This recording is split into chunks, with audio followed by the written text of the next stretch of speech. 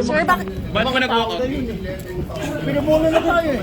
Pinagpipilitan nila, naisip-isip na siguro nila dahil lumabas sa media na ilalabas na warrant of arrest. O, para makaboto yung mga yun na makukulong, kung sino man yun, para makaboto sila, kung nakakulong man sila. Kasi common sense, hindi naman tayo tanga, journalist tayo, di ba? Yes. Common sense. Yes, sir. BS. O ano-ano mga rules. Yes, sir. Sir, sir, paano po yun? Paano yun, sir? Paano yun, sir? Ano? Hindi na magkaroon ng botohan.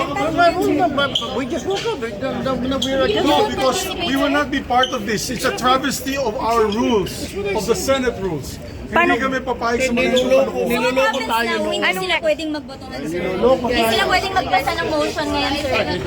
Sir, hindi sila pwede magbotohan. Sir, paano ba yun? violation of the rules. Because they are disobeying our rules. Mali negative mo.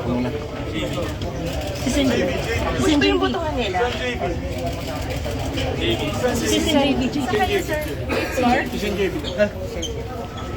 Sir, sa kayo ngayon? Sir, paano yun? Hindi pwede magbotohan kasi wala silang quorum. Wala silang quorum. We have no quorum. Okay, sir. Bakit umabot sa ganito, sir? Si Sen JB, naiwan si Sen JB.